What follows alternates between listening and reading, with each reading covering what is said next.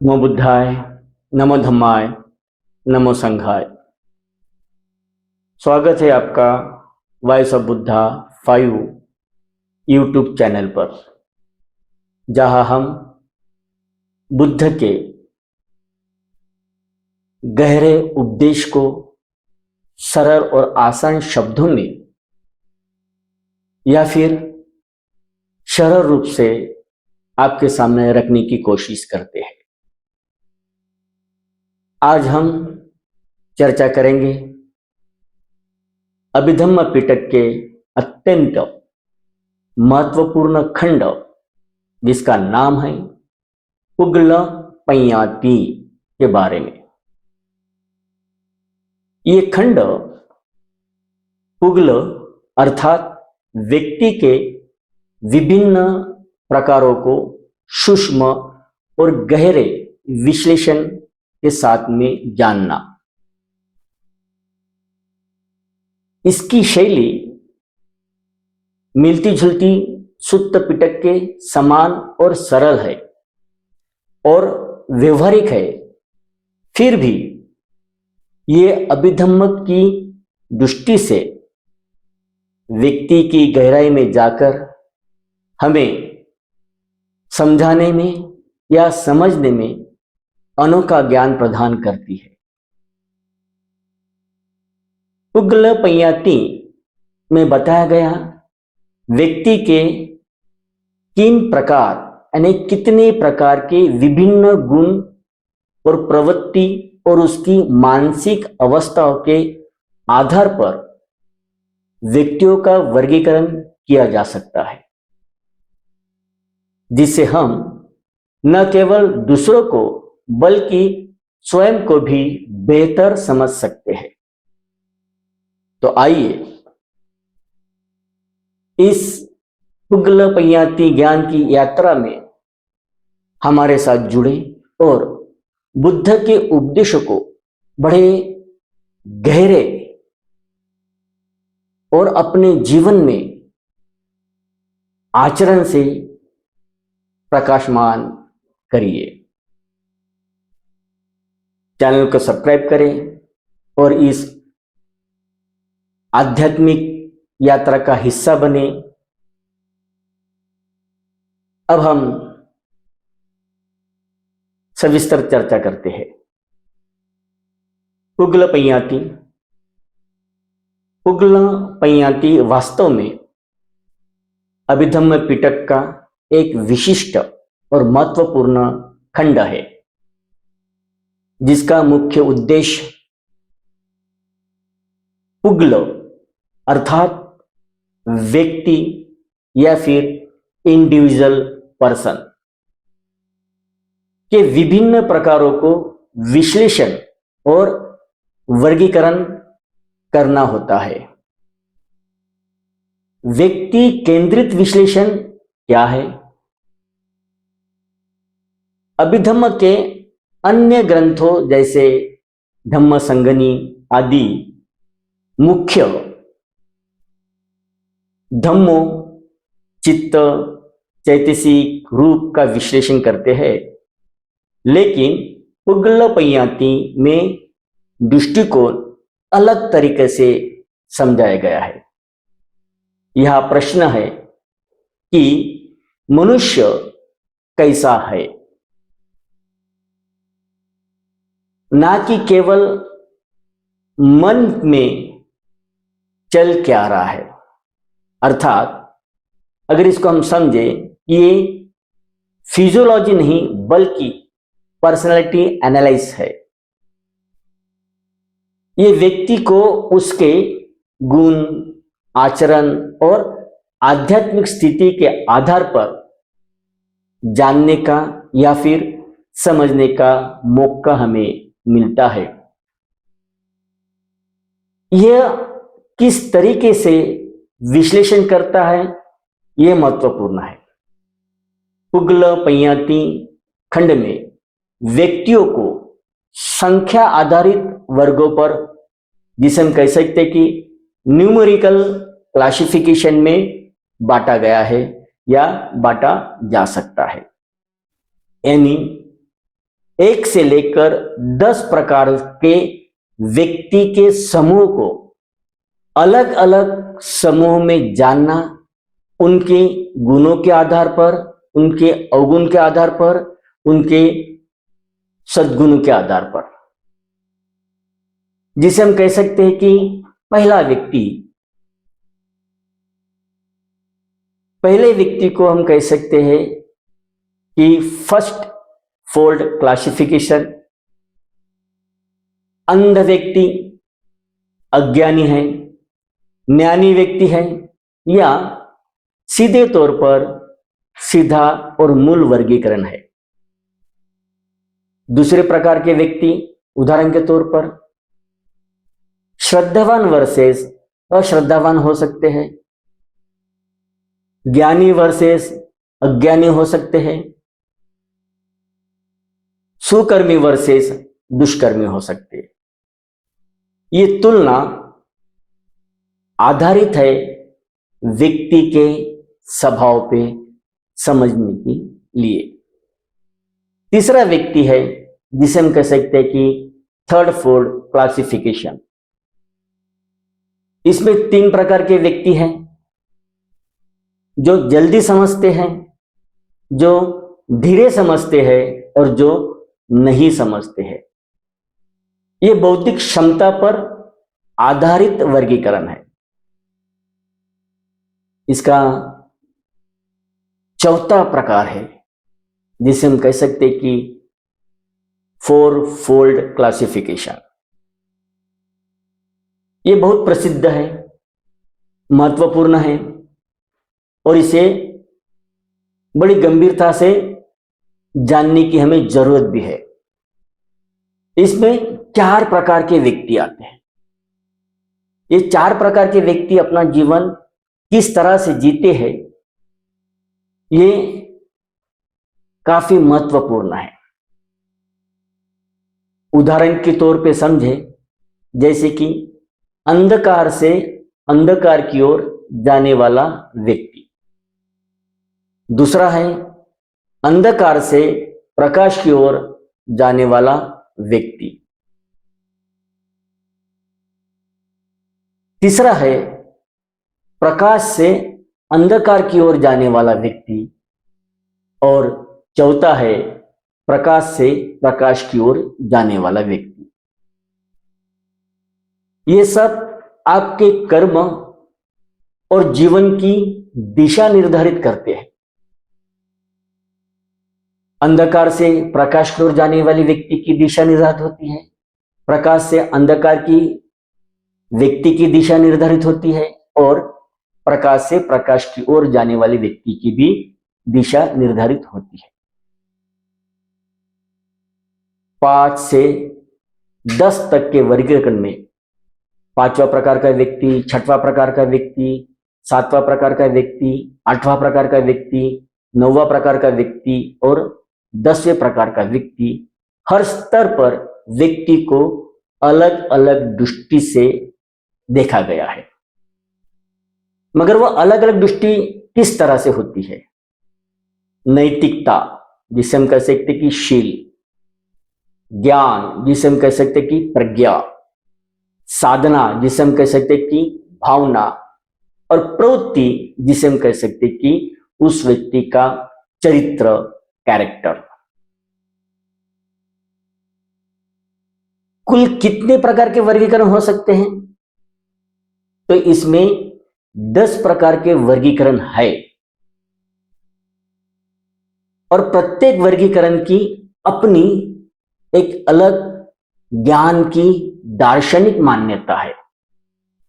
10 से लेके ने 1 से लेके तो 10 तक की संख्या में व्यक्ति के समूह इस तरह से बताए गए हैं कि व्यक्ति यानी सरचित्त प्रणाली, कुल मिलाकर दर्जनों प्रकार के व्यक्तियों का विश्लेषण मिलता है। और इसकी विशेषता महत्वपूर्ण है कि ये सारा पुगलपय्याती की शैली जो है सुत्त पिटक से मिली जुली है। जैसे सुत्त पिटक में बार बार हमें प्रश्न उत्तरी देखने को मिलती है सरल भाषा में, उसी तरह से हमें इसमें देखने को मिलता है। अभिधम्म की गहराई तो काफी है, लेकिन इससे भी ज्यादा उसका विश्लेषण काफी गहरा है। मानसिक गुणों को इस तरह से गहराई से विश्लेषणात्मक ज्ञान से जोड़ा है कि इसे जानने के लिए हमें खुद को ज्ञानवान होना बहुत जरूरी है। आंतरिक चिंतन महत्वपूर्ण है। जब तक आप आंतरिक चिंतन नहीं कर सकते, तब तक आप अच्छे साधक भी नहीं बन सकते। तो आंतरिक चिंतन ही महत्वपूर्ण साधना है। जब तक आपका आंतरिक चिंतन पूर्ण नहीं है, तब तक आपकी साधना भी पूर्ण नहीं हो सकती। पुगल पयाती हमसे काफी सवाल पूछता है, काफी सवाल, यानी हमसे पूछने का मतलब है हमको ही पुगल पयाती के अनुसार हमें अपने आप से ही काफी सवाल करना है। उदाहरण के तौर पर, मैं कौन सा व्यक्ति हूं?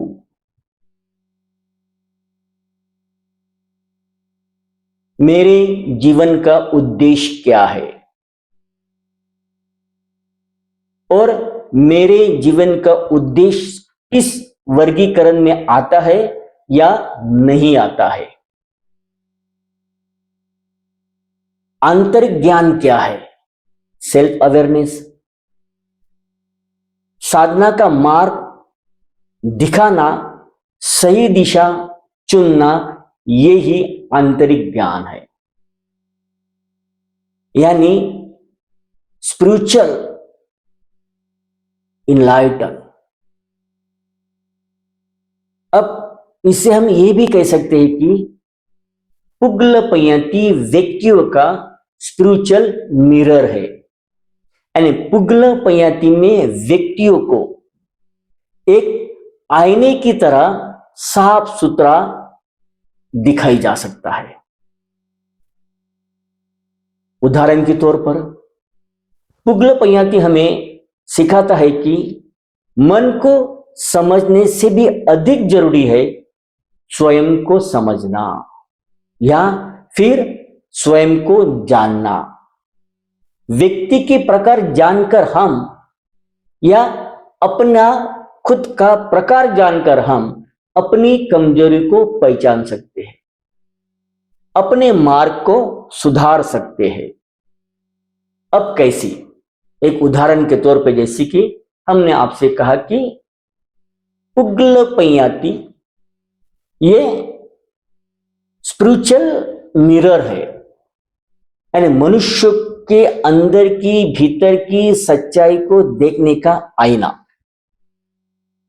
अब अंदर की देखने का जो आईना है उसको आप किस तरह से समझें?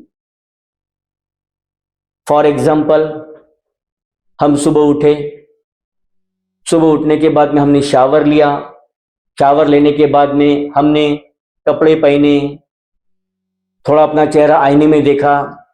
तो आईने में जब अपने चेहरे को देखा तो उसको बुद्ध कहते हैं कि आईने को एक्सटर्नल तरीके से मत देखो, अब आईने को इंटरनल तरीके से देखो।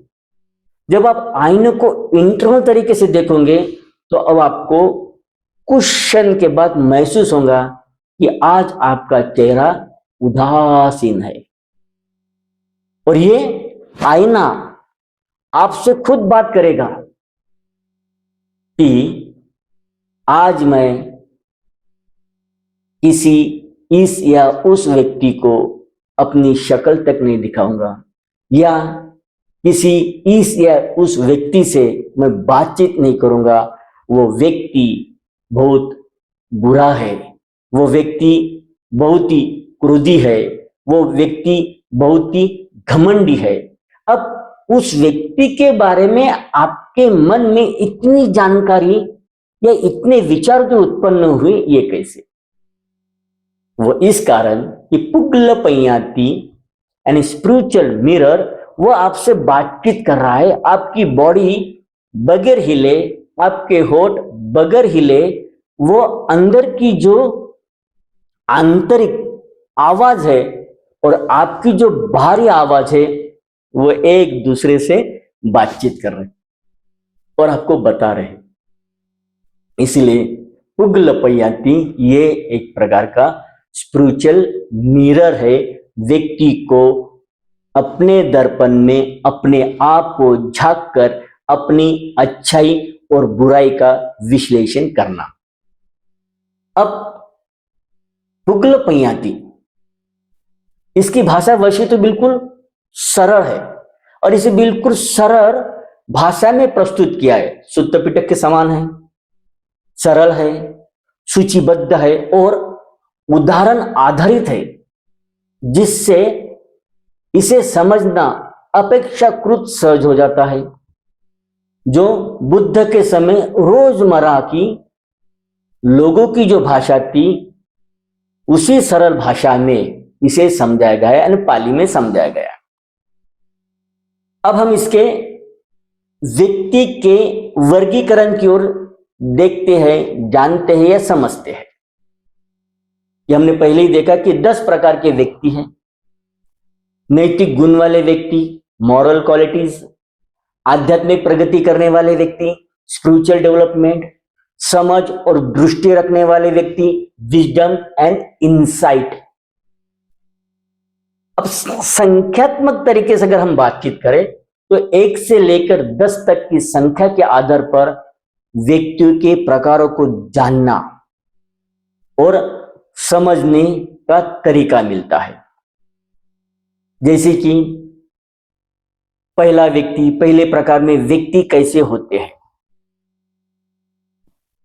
दूसरे प्रकार में व्यक्ति कैसे होते हैं या किस तरह के होते हैं।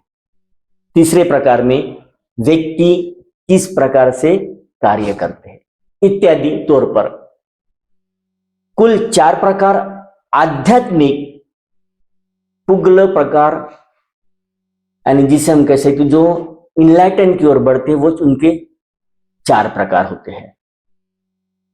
श्रोतापन्न, जिसे हम स्ट्रीम इंटरर कह सकते हैं, सकृदगामी वंश रिटर्नर कह सकते हैं, अनागामी नॉन रिटर्नर कह सकते हैं, अरहंत फुल्ली इनलाइटेंड बीइंग कह सकते हैं।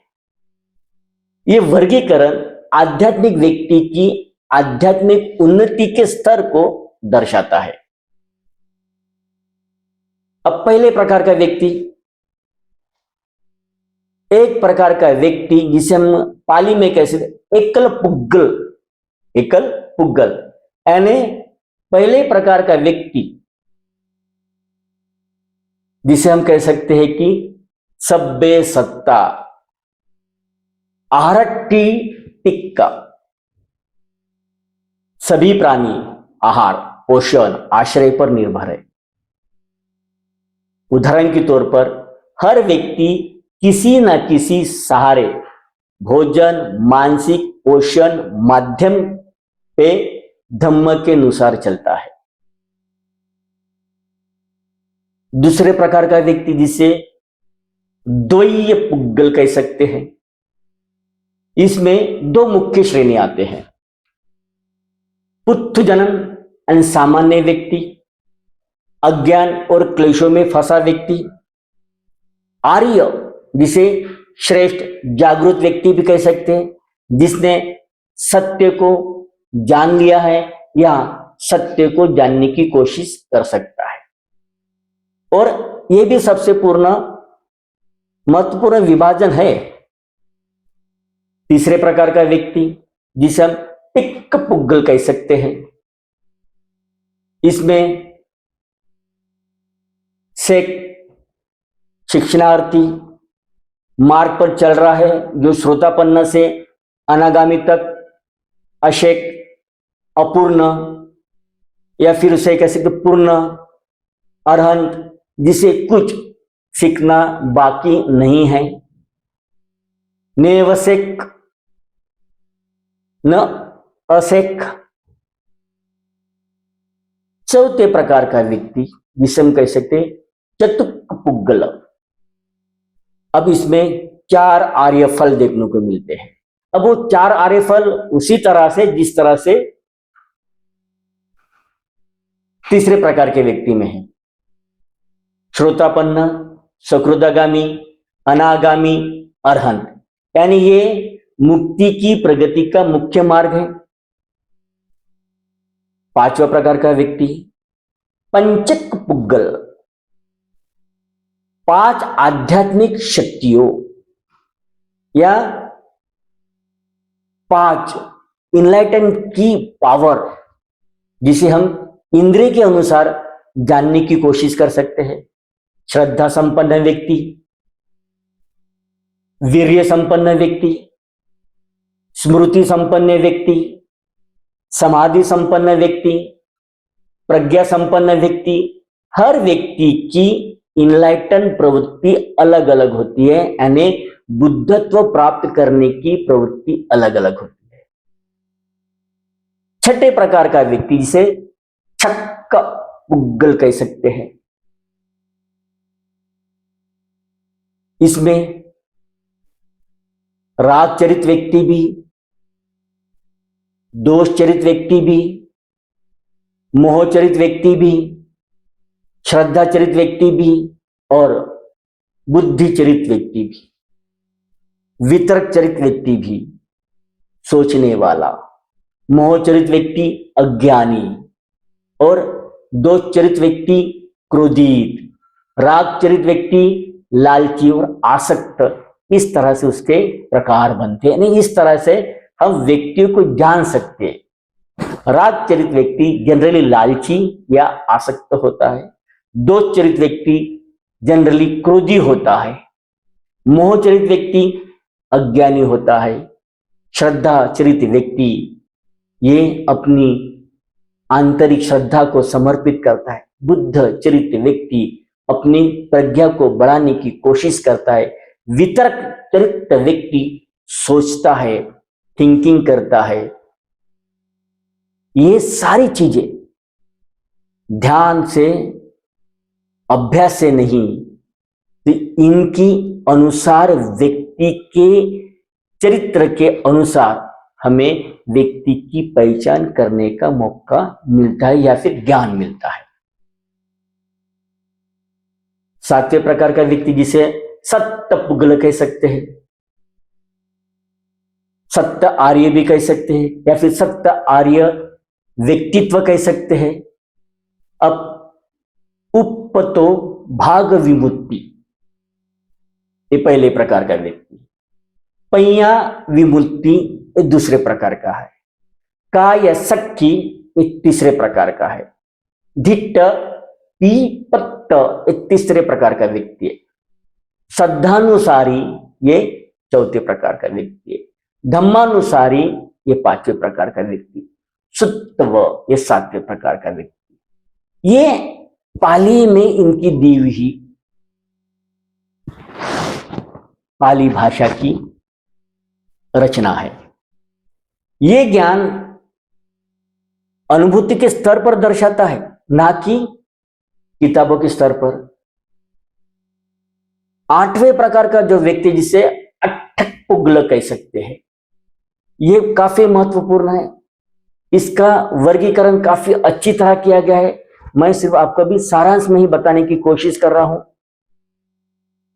4 मार्ग, 4 फल और 8 प्रकार के व्यक्ति।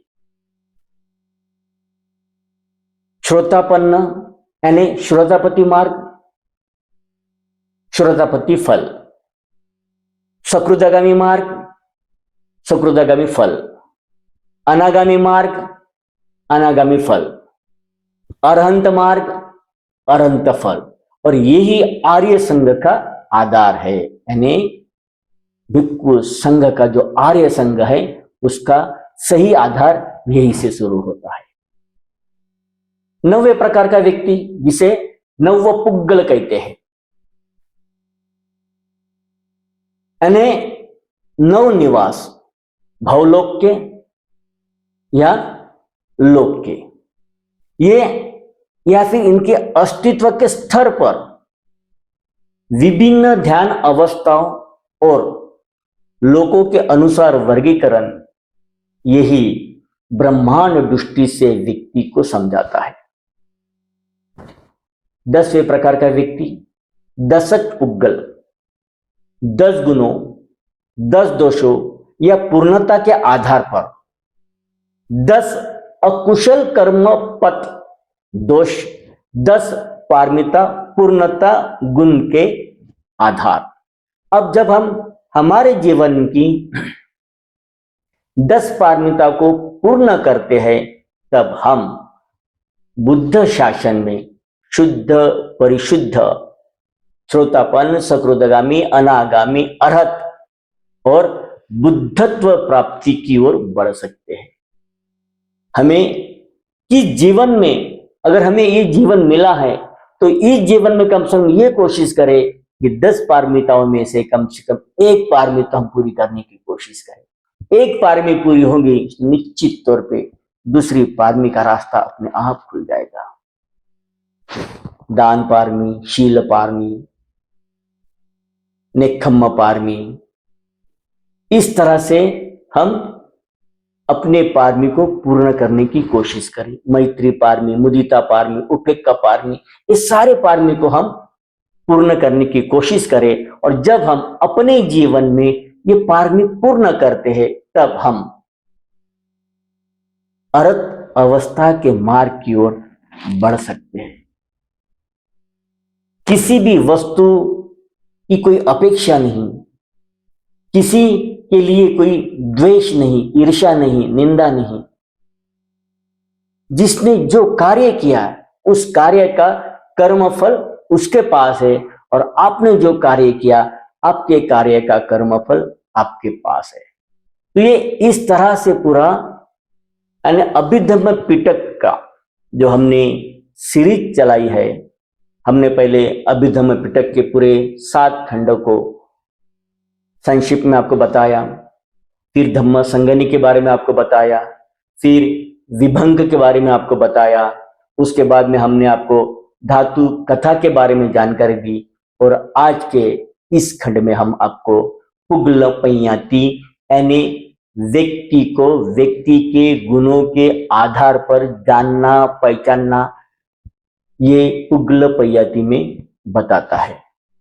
और इसी तरह से हम इसे समझ सकते हैं। तो अपनी अवस्था को जानने के लिए आपको ये बहुत जरूरी है कि जब तक आप ये पुगल पैयाती को नहीं समझ पाते तब तक आप व्यक्ति को भी नहीं समझ पाते।